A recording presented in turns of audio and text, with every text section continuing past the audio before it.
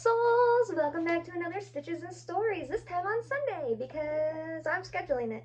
So anyway, it's so good to see you. I technically just saw you like a couple minutes ago because of when I recorded the other one, but time travel is amazing. Actually, scheduling is. So we're going to do a really short review today. I'm not a huge fan of this book. We're going to review 1984, and we're going to review it because I did not finish it. Okay, when I DNF a book, I auto give it 3 stars because I didn't read the end of it, and so I don't know if there's like a big plot twist or anything. Usually, I give a book until 40%, and then I decide if I'm gonna DNF it. This one ended at 35. Yeah. So our creative quarter has shifted, and this curtain is driving me nuts. It's not a curtain, it's a bed sheet, but hopefully I'll eventually get better curtains and then it'll look better. But I also, I rearranged it so there's different areas in the room that I can film in instead of just one, is what I did. So, 1984. I can see why it's required reading in high schools. My high school did not require this one. I don't know why. I'm glad they didn't. Thank you, Mrs. Blake. I don't like this book. We're not gonna knit. While we talk about this, at the end I'll just show you some projects that we finished before. I am between projects. I'm debating what to do because I really want to make these fuzzy coconuts and put sunglasses on them, but I am out of stuffing. And I don't know if I can use scrapped. I might try to use scrapped felt as a stuffing for it to see how it works. Because I'm a very low waist artisan. So basically I try to find a use for all my scraps. I have jars, literal jars here full of diamonds from diamond painting that I don't know what I'm gonna do with. I want to see if I can melt them, you know, like you do with those beads in the oven. But some of them have metal on the back, and then I don't think that's gonna work. And so I have literal jars because I don't like to throw them away because craft supplies are freaking expensive, all right? And so I'm gonna see if I can turn these leftover felt scraps into a stuffing and make a couple coconuts with sunglasses. I'll probably do them off camera, but I will post them in the Stitches and Stories shop if you want. The shop is on Facebook. It's a group on Facebook because that's just easier for me at the moment. Eventually, hopefully, I'll get a Shopify or something, but all the stuff I'll show you today will go on there too, and there's some infinity scarves and some headbands up on there, and I'm going to work on some scrubbies too. I'm going to sit and knit and watch some movies later, so there'll be some things popping up on there that you don't see in our videos. I'm still going to list them there even though I don't show them, just for the fun of it for you guys. Alright, so getting into our book that I don't want to read.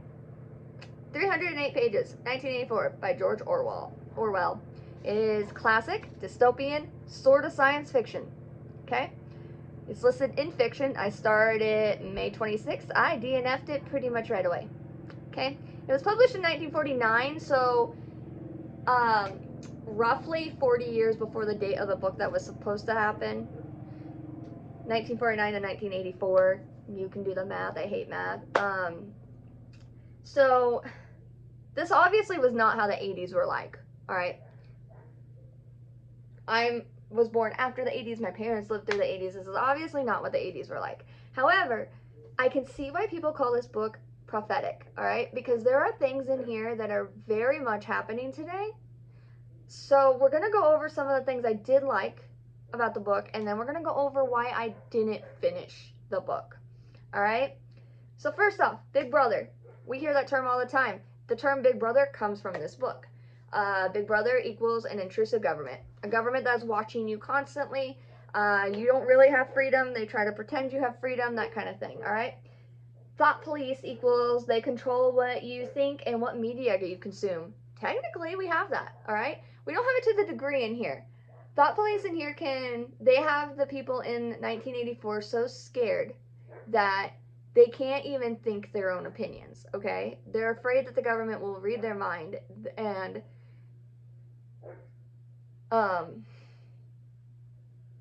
they're afraid of this because they have these little they have this little screens in their house where the government watches them constantly. And these screens you could compare to Alexis and Siri and Zoom and your consoles and your webcams and your phones, okay? Could the government use these to spy on us? Probably. Do I think they are? No. And my reason is I don't think that our government, and I'm hoping our government is smart enough to know this, but I'm going to be honest, nowadays I don't think our government, I think our government's all sharing one brain cell. And it's been like high on coke or something for the last 25 years. Anyway, I don't even know if I'm allowed to say that on Facebook. I almost said TikTok. This isn't going on TikTok. This is going on Facebook.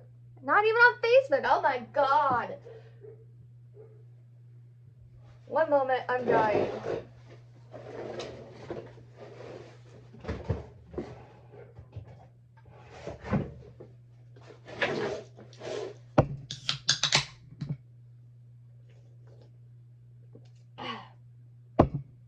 This is going on YouTube, okay? It's going on YouTube, so it's longer. But I don't think our government, I don't think they can glean good information from the average citizen, okay? And that's just knowing me as an author. I Google search weird stuff all the time. I wanted to say another word, obviously. Weird stuff all the time. But I also Google search the most mundane stuff. So like, I've Google searched how to hide a body and not have it be found for a book. I've also Google searched how much blood is too much blood in cat pee. Okay, so I mean, I don't think the government is going to get a lot of information from the average citizen just from watching us. I think that if they are using the technology, they're probably using it on very pinpointed individuals. Like the people who say we have our own personal FBI agents, maybe we do. But if you're just going about your everyday life doing average stuff, there's no real reason to worry, you know? If you're not planning an assassination attempt or anything, not planning treason, why would you be worried? So, but this book takes the thought police to a further level, because in this, even if you think it, the government is able to find out kind of thing, and it's partially due to all their technology and their cameras and stuff. But they also control what media you consume, and our government kind of does that. We have freedom of the press, okay? And freedom of the press allows us to publish anything that we want. However, we have educational systems, and these educational systems are set to teach kids, and they are set for the values that our government or the state that you're in, whatever, deems important and moral, okay? And so you have book banning. Book banning is a form of media regulation, okay? And you always have mom groups. You always have mom groups. Mom groups get a lot of hate, guys. I'm sorry. I know you guys do. I know you're just trying to protect your kids, okay? And there's a reason for it. But sometimes you guys go too far. I'm sorry, but you do. Like, I understand not wanting your kid to read a Western romance in high school. Okay, I understand that. I understand you wanting to be the one to decide when your kid gets to read romances in general. I understand you wanting to know what kind of stuff your ideology your kids are consuming. But it does go too far. In the sense of, like, banning books like How to Kill a Mockingbird. Yeah, that was required reading when I was younger, and now it's banned. It was banned for a stupid reason. You can come at me if you want. I stand by this. It was banned for the use of the N-word. Yes, it's a racial slur. Yes, we should not be using it, especially not today in conversations or anything, okay? You should not be using it.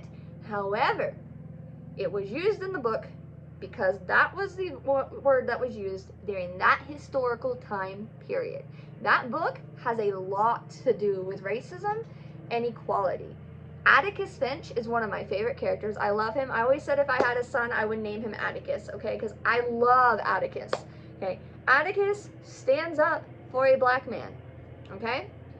And he is adamant that he should have the same rights as any white guy, all right? This book is about racism and equality, and not just equality of races, but equality with disabilities too. There's a character that has a disability in it. Bo Radley has a disability, and he mentions, Atticus mentions to Scout how Bo has been locked up because of this disability, okay? But he's a good guy, and we see that. We see him rescue Scout and everything. And so books like that are important. And when you take them away, when you ban them, you are taking away part of our history, which leads to my next thing. Falsification of historical facts. Falsification of historical facts can apply to multiple things. First of all, it can apply to the government going in and legitly changing documents to make it look like they were right all along. That's what happens in this book. The government goes in and says, we predicted this, but this is what happened, so we need you to go back and rewrite the thing that happened in the past, rewrite the speech, and say that we said this even though we didn't, okay? That happens. A couple years ago, Trump lovers don't come after me, okay? I'm using this as an example. Other presidents have probably done this too, but this is the one that's most recent, and I've only lived through like 3 or 4 presidents, okay, guys? So, Trump, his first term, started the process to get TikTok banned. Trump comes in on his second term and starts saying that he's the hero for not getting TikTok banned. That's falsification of information. You can find legit reports from back then saying that he was doing this process, but now, and then he took credit for saving it. Okay, falsification of historical information. All right, and that's just a really minor one. People can do this all the time because history is written by the victors. Okay, for instance, Christopher Columbus. Christopher Columbus, for a long time, people thought he was a hero. Now we know he was a bad guy. But in school, you're not taught he's a bad guy. In school, you're taught he discovered America. He came over with the Pilgrims, and they did all this awesome stuff. They gave the natives smallpox, and they killed a lot of people. Like, he started a massacre. All right? And so people tear down his statues. Now, here's the thing. They tear down his statues to stop the hero worship, right?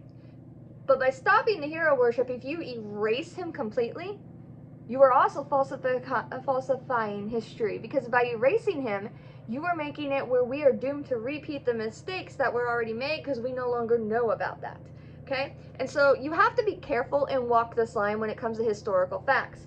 And so this book does a really good job of showing how easy it is to falsify historical facts. Mass hate because you're told to hate something. We see that. I see it on Facebook all the time. Someone posts something and it could even be AI generated, and then suddenly there's like hundreds of people in the comments like, oh, I hate this person, yada yada, and they don't seem to have a reason to hate the person, they just hate the person. And it's like bandwagoning, you know what I mean? Controlling of the media, we kind of talked about that, but this part goes a little bit more in depth. They pay off the media, so the media only shares what the government wants. Does that happen in our world? Yeah, I'd say it does, okay? I can't say it doesn't. Media is supposed to be unbiased. It's supposed to be independent. I had someone once tell me when I first started working in the newspaper industry that newspapers are the watchdogs. Shout out to Mark and Alex if you're watching this, okay? That it is the media's job to report the facts as they are to society, so society can then make their own opinions and their own decisions based on the facts alone. However, you have right-wing papers, you have left-wing papers, you have independent papers, you have the marijuana group writing papers. I don't know what they're called, but I've voted for a couple other things before. The media has gotten away from what they're supposed to do, and it's because now in our digital age, information is seen as a commodity instead of a given right. And so they're selling it. And so they will report on whatever you want them to, so long as you pay them. Not everyone, there are some independent ones, but it's very hard to find them, I would say. And they also, because they want to sell magazines, because they want to sell papers, because they want to sell subscriptions, they are very much, what do the people want to hear? Because they're going to write whatever makes you pick that paper up. Okay? Yeah, something cooler might have happened, but they're going to write what's going to make you, what's going to get you interested. And so that is touched on in the book. It had a lot of good themes, obviously, but I DNF'd it at 35% because I found it boring. Okay? The actual plot of this story was so slow.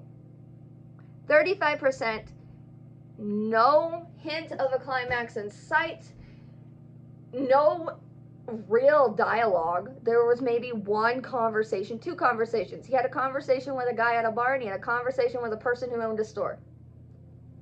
That was it. Everything else was pure description. All right? And this wasn't purple prose. I've been using that term a lot. We're working on sharing that stuff with you guys. This isn't purple prose because it's not like in-depth, awesome, flowery language to convey this environment.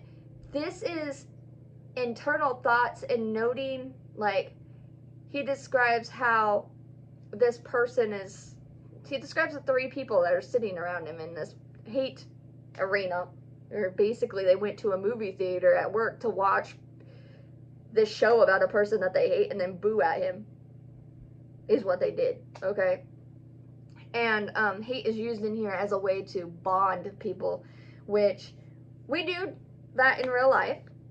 You have coworkers that you're friends with because they hate another coworker. It's not a good way to start a relationship. It's a bad way, actually, to build anything. But it's realistic. But I found it really boring because it had, the world itself just seemed too plain. Everything seemed white. Everything seemed bland. All the people around him seemed faceless to me. The plot, I know there had to be a plot, because people say it's so good and it's timeless, but I couldn't get into the book, so I DNF'd it at 35%. So it got a 3-star rating on Amazon, on Goodreads, because I don't review a book that I DNF. If I do anything, it's just a rating, so I gave it a 3-star. 3 stars average, okay? 5-star is superb, 1 star is crappy, 3-star is average. It's not a bad review. I like the themes, I just wish that the plot was faster. It was too slow, I couldn't get into it. 2 conversations, and like, there wasn't enough dialogue. It was just this guy complaining about the government, which, if I wanted to read, I'd just get on Facebook and read all the people's comments. Like, what the heck? So, it was a no for me. Sorry to all the other bibliophiles out there who love 1984, but to me it was a no-go. If you read it and you liked it, I'd like to know what you liked about it. I'd like to know your thoughts about the plot and stuff. I did look up a synopsis of the plot. I used SparkNotes to see how it ended, and it does seem like it has a good plot, but again, it just moved too slow for me. I think by 35-40% I should start seeing something happening, but nothing was happening. So before we go, I'll show you what is going on in the knitting department, and then we'll talk about our next couple books. I made these little things. I'm calling them soot buddies. Soot buddies. I gave them witches hats. Alright, I'll post a little short later on a time lapse of me making them. Some have white hats, some have gray hats, some have yellow eyes, some have green eyes, and then the flat bunny. I saw this thing where people were making stuffies, but they were only putting stuffing in the head because they wanted to get away from using stuffing, and I'm not quite sure why we're trying to get away from using stuffing. I haven't looked it up. But I wanted to try it with my bunny pattern. And then I decided I would give him a face using felt because I've been trying to mess around with felt too. Then I put the eyes on crooked, and now he just looks like a cross-eyed roadkill. I don't know how I feel about him. So his head has stuffing and the rest of him doesn't.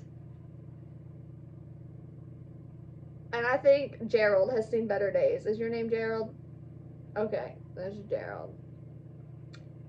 Gerald has seen better days. Gerald will go online and he will be a make your own offer thing on our shop because poor Gerald. He has pretty glittery black eyes. You can't tell they're glittery on here, but they're glittery. But I also put them on crooked. See? So, and I tried to give him teeth and a nose, and it didn't work out. I think faceless bunnies are gonna be my thing, and they have to have stuffing in them because anytime I try to mess with this pattern, it turns out like shit. It does. So, the next book we're gonna review, guys, is The Boys of Summer. So go grab that if you want. It's by Ruvali. It has race cars and summer romance in it. It is 18 plus. Be aware of that. And then after that, we will do Dial A for Aunties. All right. I will link both of those below. I will also link the shop if you are interested in any of the Stitches and Stories stuff. I'll be putting some stuff up that I haven't made yet because I want to make some little coconuts with some good sunglasses. And I'm going to try to use the felt as stuffing since I'm a low waist artist. Art crafts are expensive, guys. They really are. And so I'm gonna take some brown fur and try to make a coconut and then put some sunglasses on it instead of eyeballs. I don't know how it's gonna work. I have more eyes if I need to, but I'm gonna try to put sunglasses on instead of eyeballs and make it more summery kind of thing. But yeah, so those are all gonna go up, and I might have some scarbies going up that I make. I'm gonna sit around and do some knitting and some show watching later, and so there'll be some stuff going up there. I think I have it set. If I don't, I will set it. For the rest of the month, it's 20% off all of your orders through there. You do have to message me directly on Facebook to order because I don't have a Shopify, okay? But I'll get them shipped out to you right away, and shipping is like $7. So, and that's just so that I can put them in a box and they can get to you safely. All right. So anyway, thanks guys for being here. Sorry about the crappy review today. Happy Sunday, and I hope you have a great rest of your week. Bye, guys.